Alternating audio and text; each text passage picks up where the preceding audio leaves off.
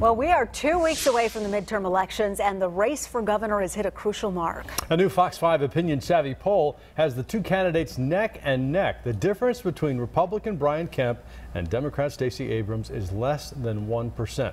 Now, that's well within the margin of error of 3.4%, and Libertarian Ted Metz has a little more than 1% in that poll. Well, tonight, supporters packed an Atlanta institution to watch the gubernatorial debate. Democrats and Republicans gathered under one roof, cheering on their candidates at Manuel's Tavern. Fox 5's Jacqueline Schultz has a breakdown of some of the hot topics from tonight's debate.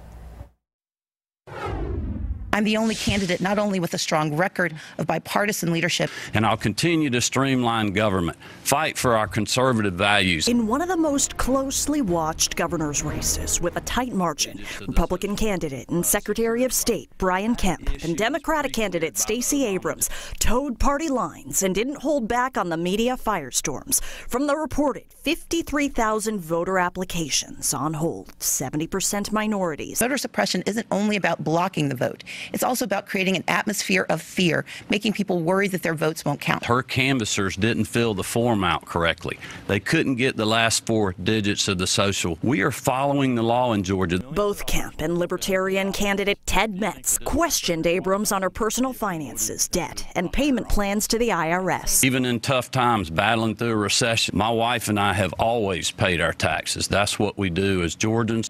You cannot defer responsibility for your family. I never failed to pay my bills. I pay the IRS. We have a payment plan. Abrams also stood firm in calls to fund Medicaid to fix health care and bring jobs to rural areas and allowing DACA recipients access to state scholarships. Kemp called for, quote, keeping Georgians first, says he has a record of promoting jobs in rural Georgia, and called her politics extreme. And I know how to create jobs. I've been doing it for 30 years. And expanding government programs is not the way to do it. We have to expand Medicaid. That's creating 500,000 new jobs. That's putting money into communities. Polls show Abrams and Kemp in a dead heat with 2 weeks till Election Day.